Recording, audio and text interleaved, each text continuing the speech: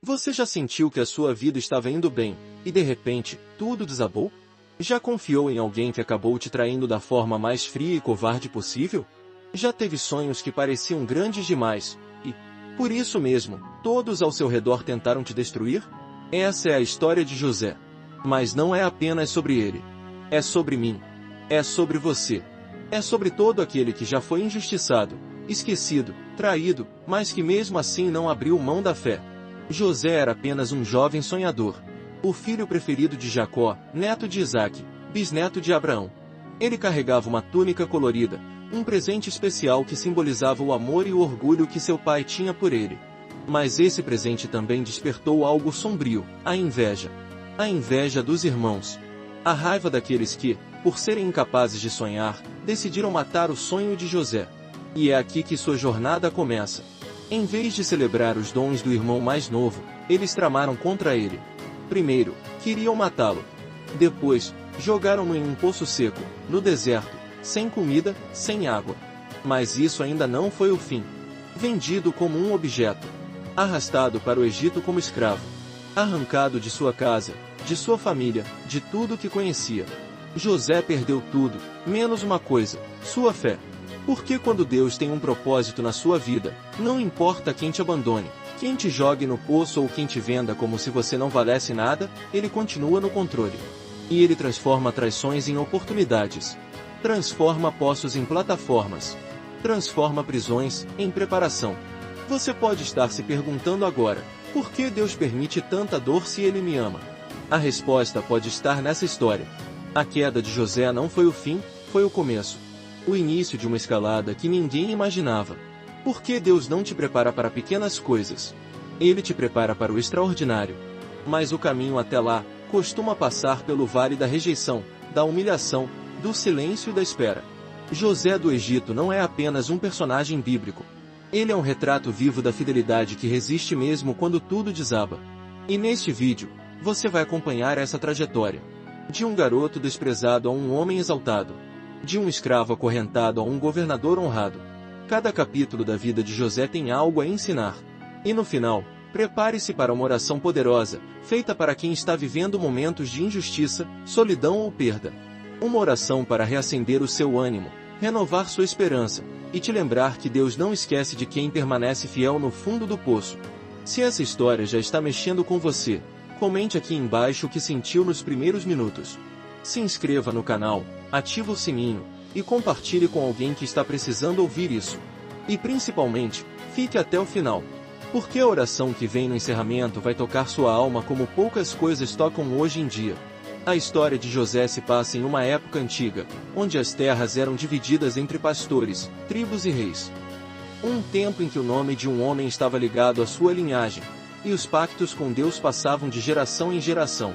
Um tempo onde o céu parecia mais próximo da terra, mas onde a injustiça ainda habitava os corações humanos. Na terra de Canaã, vivia Jacó, também conhecido como Israel, o homem que lutou com Deus e foi marcado por ele. Jacó era pai de 12 filhos, que se tornariam os patriarcas das 12 tribos de Israel. Mas entre todos, havia um que era especial, José, o filho da velhice, o filho de Raquel, a mulher que Jacó amava profundamente. Desde pequeno, José mostrava-se diferente. Não apenas por sua beleza, a Bíblia descreve que ele era formoso de porte e de aparência, mas por algo que ia além da carne, ele tinha sonhos. Sonhos que ninguém compreendia. Sonhos que revelavam seu futuro. Sonhos que incomodavam os irmãos. Em um desses sonhos, José contou a seus irmãos que viu feixes de trigo se curvando diante do seu. Em outro, viu o sol, a lua e 11 estrelas se inclinando diante dele. Aquilo foi demais para os corações endurecidos de seus irmãos. Quem esse garoto pensa que é? Murmuravam. Acha mesmo que vamos nos curvar diante dele? Mas José não falava por arrogância. Ele falava com inocência, com sinceridade e com fé. Jacó, seu pai, embora o repreendesse, guardava tudo em seu coração. Ele sabia que havia algo de especial naquele menino. E por isso, deu-lhe um presente, uma túnica de várias cores, símbolo do seu amor, mas também do seu destino. Essa túnica foi como acender uma fogueira no coração dos irmãos. Para eles, ela representava favoritismo. Para Deus, ela era um sinal profético do que estava por vir.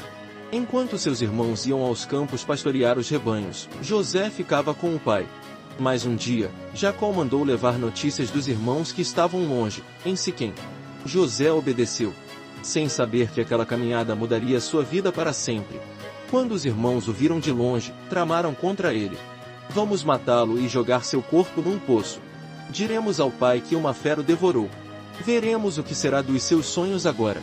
Mas um dos irmãos, Ruben, convenceu-os demais a não matá-lo. Em vez disso, jogaram-no vivo em uma cisterna seca. Logo depois, venderam-no a uma caravana de ismaelitas que passava pelo caminho rumo ao Egito. E com isso, José passou de filho amado a escravo estrangeiro. Seu mundo desabou. Mas o céu ainda estava observando. Porque quando os olhos humanos enxergam fim, os olhos de Deus veem um começo. José foi levado acorrentado para um lugar distante. Mas o propósito que o acompanhava era mais forte do que qualquer corrente. O sol ardente do deserto queimava a pele de José enquanto ele era levado ao Egito. Cada passo, cada sacudida da carroça, cada grito dos mercadores era como uma ferida aberta na alma de um jovem que só queria amar, sonhar e servir a Deus. Ao chegar em solo egípcio, José foi vendido como escravo para um homem importante chamado Potifar, capitão da guarda de Faraó. Era um alto oficial, temido e respeitado. Mas algo incomum começou a acontecer. Mesmo como escravo, a presença de Deus estava com José. Tudo o que ele fazia prosperava. Seu trabalho era excelente. Sua postura, íntegra. Seus olhos, sempre confiantes, mesmo quando tristes. Potifar percebeu isso e, aos poucos, deu mais responsabilidades a José.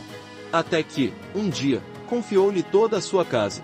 José, o escravo hebreu, passou a administrar tudo, dos campos ao tesouro, da cozinha aos servos. E por causa dele, a casa de Potifar foi abençoada.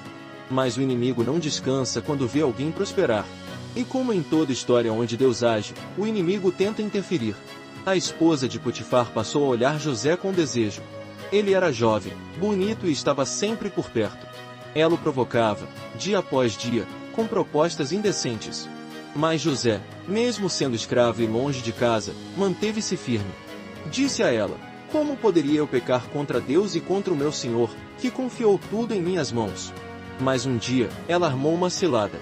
Quando não havia ninguém por perto, ela agarrou sua roupa e insistiu para que ele se deitasse com ela.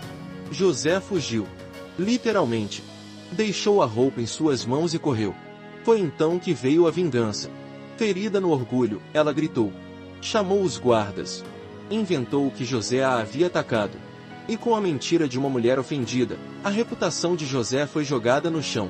Potifar, furioso, mandou jogá-la na prisão dos prisioneiros do rei. Agora José não era apenas um escravo, era um preso. Pense bem. Ele foi fiel. Fugiu do pecado. Trabalhou duro. Fez tudo certo. E onde ele foi parar? Na cadeia. Mas Deus ainda estava com ele. E o plano ainda estava em andamento. Na prisão, o carcereiro-chefe também notou algo diferente em José. Colocou-o para cuidar dos demais presos. E, mais uma vez, tudo que ele tocava, prosperava. Os muros da cela eram de pedra, mas os sonhos que ele carregava no coração continuavam vivos. Mesmo ferido, ele permanecia fiel. Mesmo esquecido pelos homens, não esquecia de Deus.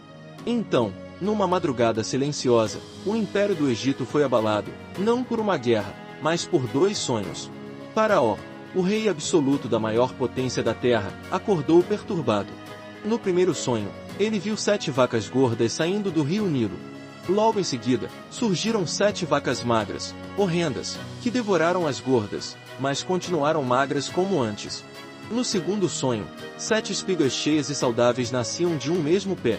Mas logo, 7 espigas secas, queimadas pelo vento, as engoliram por completo. Faraó ficou agitado. Chamou todos os magos, sábios e conselheiros. Mas ninguém conseguia interpretar os sonhos. Foi nesse momento que o copeiro Mor, aquele que havia esquecido José por 2 anos, finalmente se lembrou. Há um hebreu na prisão. Ele interpretou meu sonho e o do padeiro, e tudo aconteceu como ele disse. Faraó mandou buscá-lo imediatamente. José, que amanheceu o dia como prisioneiro, foi levado à presença do homem mais poderoso do mundo. Barbeado, vestido, limpo, mas ainda com os olhos de quem carrega promessas antigas. Faraó olhou para ele e disse: ouvi dizer que você pode interpretar sonhos. E José, com humildade e ousadia, respondeu: isso não está em mim, ó rei. Mas Deus dará ao faraó uma resposta favorável. Faraó então contou seus 2 sonhos. José ouviu atentamente, orando em silêncio por sabedoria. E quando falou, o palácio silenciou. Os 2 sonhos têm o mesmo significado, disse ele. Deus está mostrando o que vai acontecer. Virão 7 anos de muita fartura sobre toda a terra do Egito. Mas depois, 7 anos de fome terrível que consumirá toda a fartura anterior. O rei o encarava, em silêncio. José prosseguiu: portanto, que o faraó escolha um homem sábio e inteligente, que administre o Egito. Durante os anos de fartura, guarde parte da colheita em celeiros. Assim, quando vierem os anos de fome, haverá mantimento. Faraó, então, se levantou do trono. Olhou para seus oficiais e disse: acharíamos um homem como este, em quem esteja o Espírito de Deus. E voltando-se para José, declarou: visto que Deus te fez saber tudo isso, não há ninguém tão sábio e inteligente como tu. Tu serás o governador sobre toda a terra do Egito. Apenas no trono eu serei maior que ti. Num único instante, Deus mudou a sorte de José. De prisioneiro, a governador. Colocaram um anel no dedo de José, símbolo da autoridade. Deram-lhe roupas de linho fino, uma corrente de ouro ao pescoço e uma carruagem real. O povo egípcio se curvava diante dele e gritava: ajoelhai-vos.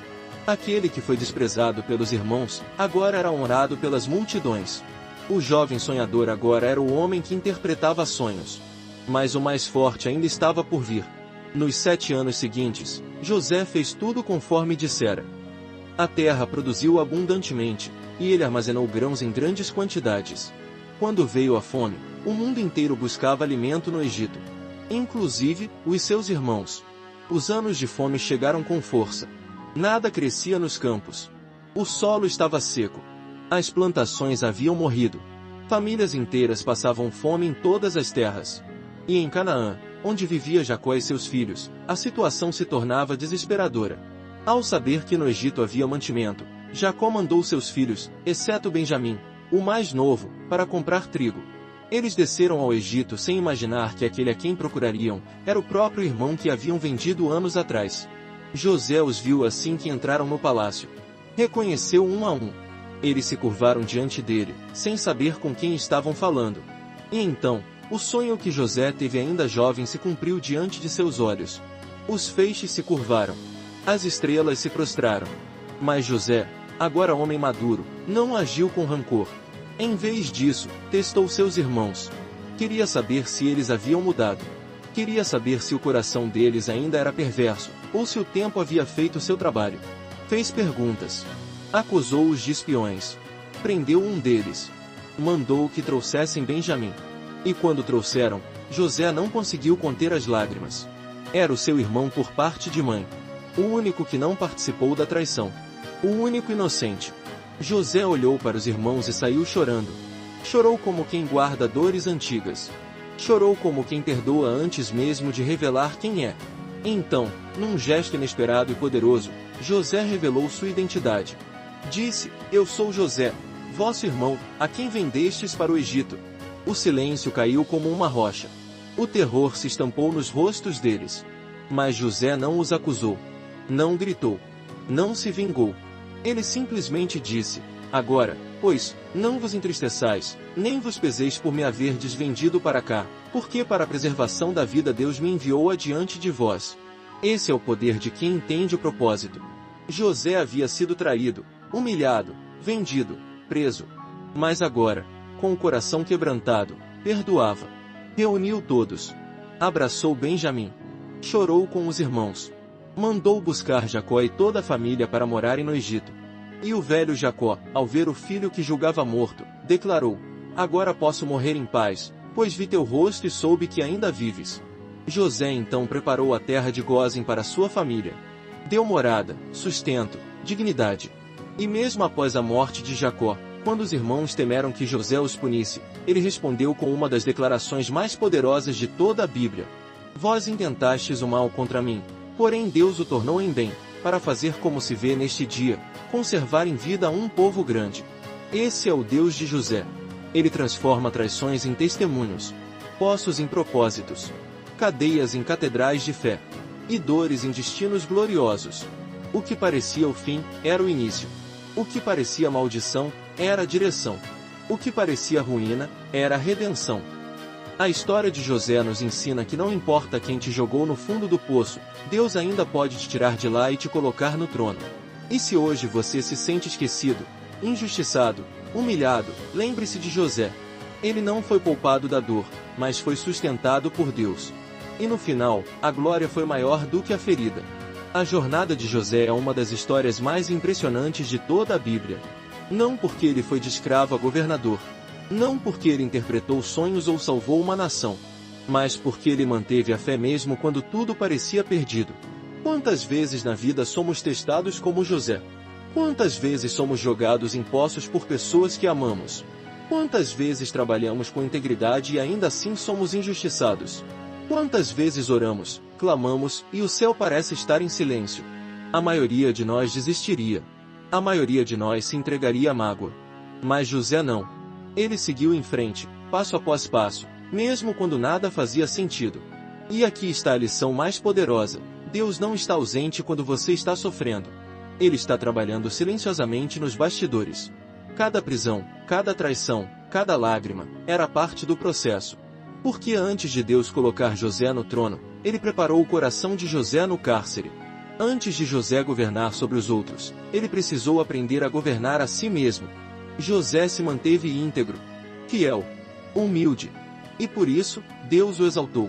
Talvez hoje você esteja no seu Egito. Talvez esteja vivendo injustiças, sendo esquecido, traído, incompreendido. Mas entenda uma coisa: se Deus te permitiu passar por isso, é porque Ele está te preparando para algo maior. A vida de José não é um conto de fadas. É uma jornada de fé. É a prova de que os planos de Deus não podem ser frustrados. É o lembrete de que quem anda com Deus pode até cair, mas sempre será levantado para algo maior. Por isso, não desista. Se hoje você está no poço, continue sonhando. Se está preso, continue sendo fiel. Se foi esquecido, lembre-se, Deus não se esquece de você. E quando tudo parecer ter chegado ao fim, lembre-se de José. Porque no tempo certo, Deus transforma o vale em vitória, a humilhação em honra, e o sofrimento em salvação. E agora, antes de você sair desse vídeo, ouça essa oração.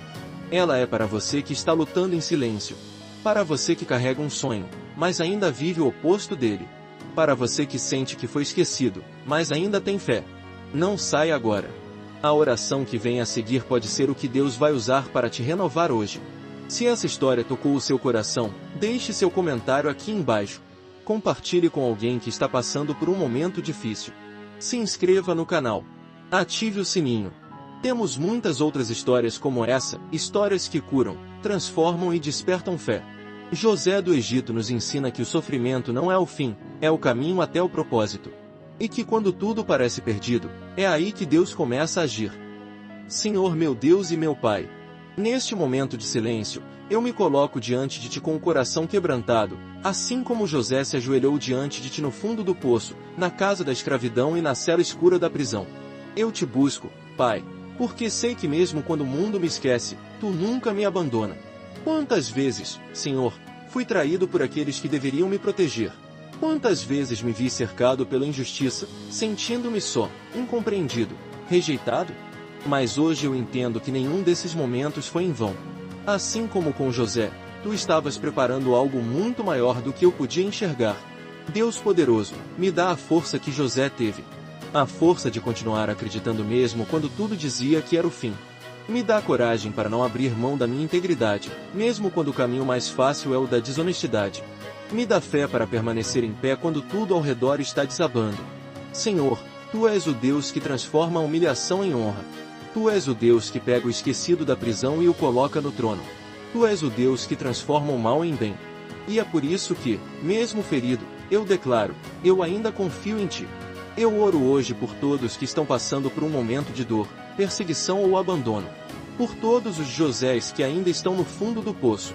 Por aqueles que carregam promessas, mas vivem cativeiros. Por aqueles que sonham alto, mas estão aprisionados por circunstâncias difíceis. Renova as forças deles, Pai.